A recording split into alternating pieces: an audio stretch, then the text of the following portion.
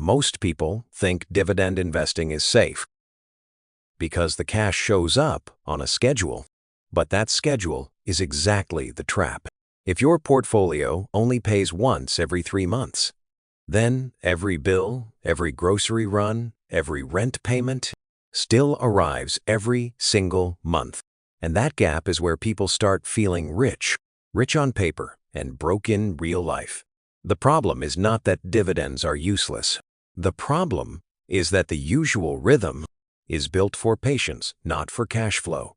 Now, that is where the idea gets more interesting. Instead of waiting around for one oversized payout and hoping it lasts, you can arrange a portfolio so the payments keep coming in a staggered pattern. The goal is not magic, and it is not a shortcut to wealth. It is simply a smarter structure, one that turns the same kind of income into something that feels far more usable. When the timing is handled correctly, you're no longer staring at a calendar and wondering when the next check will land.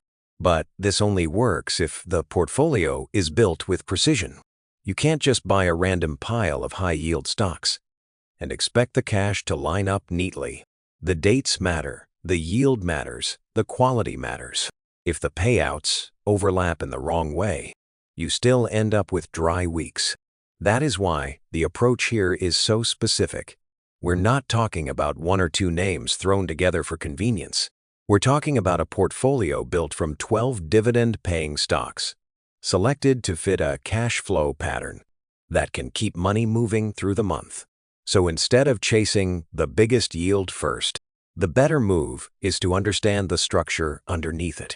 That is the difference between owning income and actually controlling when that income arrives.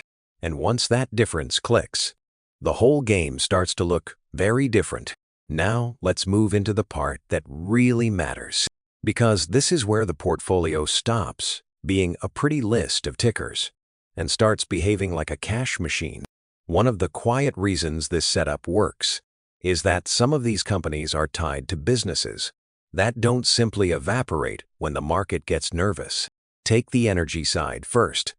DKL is not built on wishful thinking. It works with large, dependable companies through long-term deals, and that means money keeps flowing in on a schedule. That is far harder to disrupt than a lot of investors realize. But yield alone is not the whole story, because a portfolio that pays often still needs a backbone. That is why the next layer shifts into healthcare real estate. With Physicians Realty Trust, ticker DOC. This one stands out because it offers a slightly higher yield than the average in its sector. But more importantly, the sector itself is built around something. Investors always come back to stability. Healthcare properties aren't the kind of assets that depend on hype or consumer mood. And for a risk-averse investor, that matters a lot. You're basically using real buildings tied to a durable part of the economy to soften the blow that can come from chasing income too aggressively. Then comes CTO, and this is where the structure gets even more interesting. CTO is focused on acquiring and managing a mixed portfolio of retail and office properties, and its 9.17% yield is attractive on its own. But the real point is not just the number. It is what the number sits on top of. Retail is still recovering after the pandemic, and that gives the holding a possible tailwind. If consumer spending keeps improving, at the same time, it adds different asset types into the mix. So the portfolio is not leaning on just one corner of real estate. It even spreads across different regions of the United States, which helps reduce the damage if one local market turns weak. Now look at the income side with Altria, ticker MO. This is one of the clearest examples of how a high yield can come from a business with a long history of producing cash. Its 99.54% dividend yield is the kind of number that grabs attention immediately. But the reason it belongs here is not just the headline yield. It reflects a company with strong cash flow and a consistent commitment to returning money to shareholders, even in an industry that faces its own pressures. Tobacco is not a flashy sector, but it has often been one of the more stable ones from a cash generation standpoint, and that stability is doing a lot of work inside this portfolio. And then there is Medifast, or Med, which gives the portfolio a very different flavor. This is a health and wellness name, focused on weight management and nutrition products, with a 99.89% yield. That yield is impressive, but the deeper point is that it sits on top of strong consumer demand and a business model that has been able to support consistent dividend payments through operational efficiency and market success. So now, the portfolio is not just leaning on energy and real estate. It is also touching the growing wellness industry, which benefits from the global focus on health. And this is where the whole idea starts to separate winners from passengers. Because once you move past the pretty yield number, you have to ask a much harder question. Who is actually producing the cash? And who is just standing near it? Take BISD at 10.82%. On paper, it looks like an easy answer. But what you're really buying is exposure to a basket of business development companies.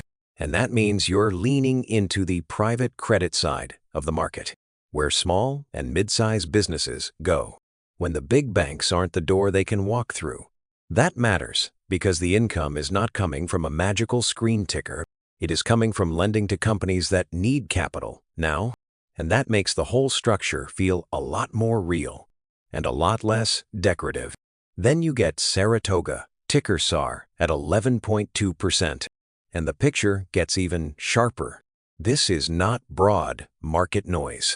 This is specialty finance, custom financing for middle-market businesses, the kind of lending most ordinary investors never see directly. That is exactly why it belongs in a portfolio like this.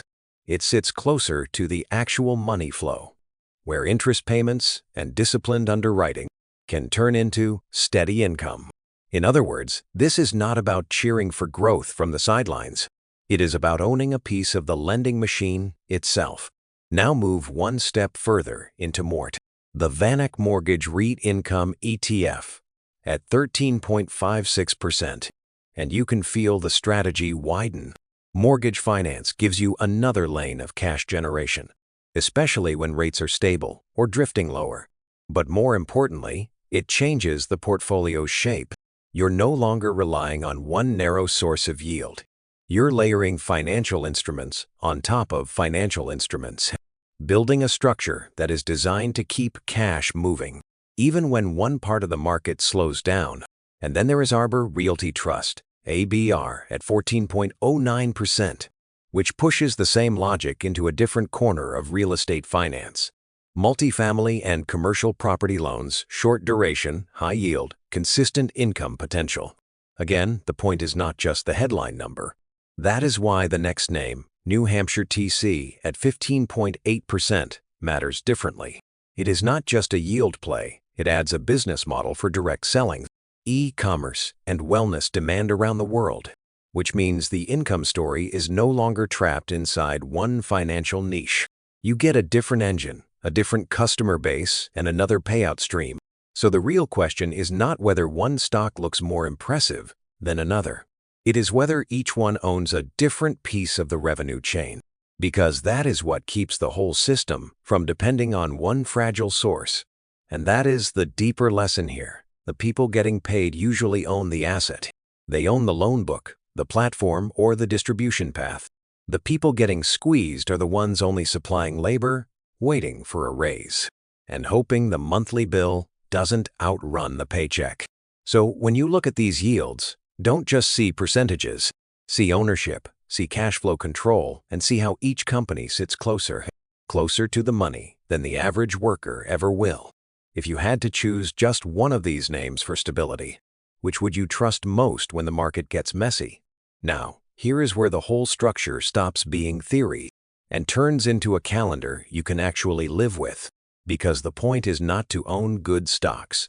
The point is to make sure money lands in the account again and again, without forcing you to guess when the next check is coming. That is why this portfolio is built around quarterly payers.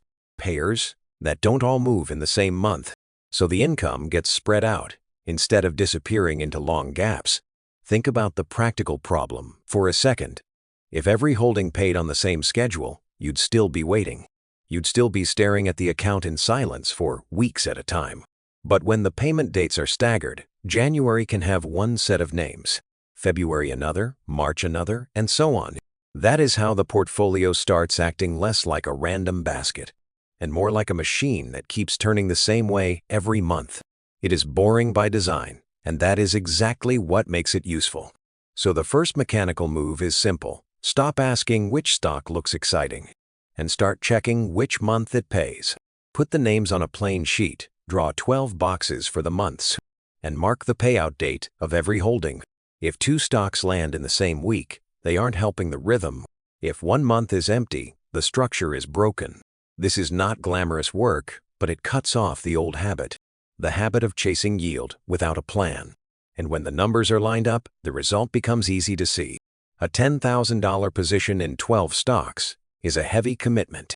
And yes, $120,000 committed sounds heavy. But the purpose is not to show off a big number. The purpose is to make the cash flow visible month by month, week by week. So you're no longer depending on one payout, a payout that arrives too late or too unevenly. The portfolio starts to behave like a schedule, not a surprise. If you want to make this real today, do one small thing. Open your holdings list and write the dividend month beside each name. Nothing else, no redesign, no theory, no new strategy. Just that one page, one pen, one calendar. Because once you can see the gaps, you can finally fix them. And I want to ask you something before we move on. If you had to build your own income calendar, would you rather have one big payout that comes and goes? Or 4 smaller deposits that keep showing up every month? And that is the part most people miss. This isn't about one lucky payout hitting your account and making you feel rich for a day. It is about the calendar.